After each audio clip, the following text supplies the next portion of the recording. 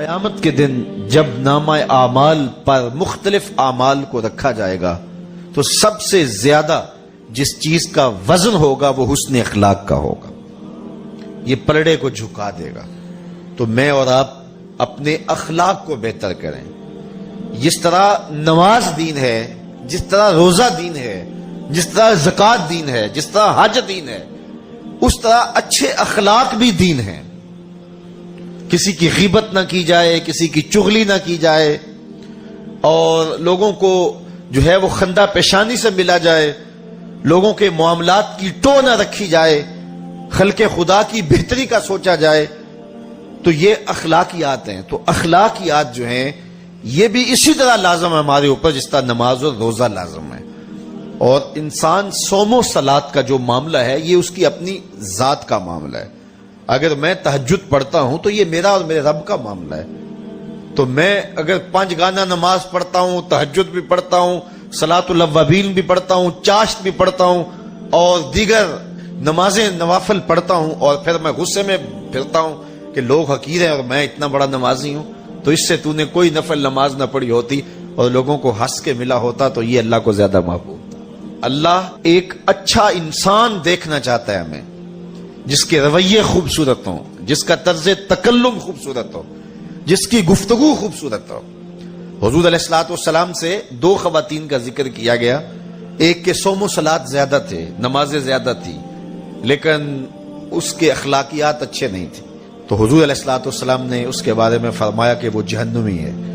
اسی طرح ایک عورت کے بارے میں بتایا گیا کہ اس کے نماز روزے تو فرائض ہی بس ادا کرتی ہے، لیکن اس کے حسن اخلاق کی کہانیاں زبان زدام ہیں. تو حضور علیہ السلام نے فرمایا یہ خاتون جنتی ہے. تو اخلاق اچھے ہونے چاہیے. وہ شخص جو نماز پڑھے، زکوٰۃ دے، حج ادا کرے، ہر سال عمرے کو جائے، لیکن لوگوں کا حق بھی غصب کرے، لوگوں کے ساتھ زیادتی بھی کرے، اور جو ہے وہ اس کا لہجہ بڑا تلخ ہو، اللہ کو یہ پسند نہیں ہے. تو اپنے رویے، اپنا طرز زندگی، اپنا انداز معاشرت خوبصورت بنانا چاہیے. اس انداز سے زندگی گزارو کہ تمہارا وجود خلق خدا کے لیے ضرر کا سبب نہ ہو، رحمت کا سبب ہو. مخلوق کے لیے تم بہتریوں کی ضمانت بن جاؤ، اور تمہارے رویے لوگوں کے لیے راحتوں کا سامان ہو. تو اس میں سے چھوٹی چیزوں سے لے کر بڑی چیزوں تک جو ہے وہ چیزیں آتی ہیں. حتیٰ کہ حضور علیہ السلام نے فرمایا نیکی کو چھوٹا نہ سمجھنا. اگر تو اپنے بھائی سے مسکرا کے ملے، طلاقت پیشانی سے ملے، تیرے چہرے پر مسکراہٹ اور اس خندہ پیشانی سے تو اپنے بھائی کو ملے، رسول کریم نے فرمایا اس نیکی کو بھی چھوٹا نہ جاننا. اور اگر تو تلخ رویے رکھتا ہے اور نمازی اور تہجد گزاریاں اور شب زندہ داریاں، اور صبح جو ہے وہ تیرا منہ سوجا ہوا ہے کہ میں تہجد پڑھی ہوئی ہے، تو اس سے نہ پڑھی ہوئی ہوتی تو اچھا تھا، اور تو خلق خدا کے ساتھ رویہ اچھا رکھتا اور مخلوق کے ساتھ تیرے معاملے اچھے ہوتے. جب کوئی اس کی مخلوق پر رحم کرتا ہے، شفقت سے پیش آتا ہے، تو اللہ کی رحمتیں اس کے اوپر نازل ہوتی ہیں. کہ انسان کس طرح پہچانا جائے گا کہ وہ معاملات میں کہاں تک درست ہے؟ تو فرمایا خیرکم لأہلہ وانا خیرکم لأہلی.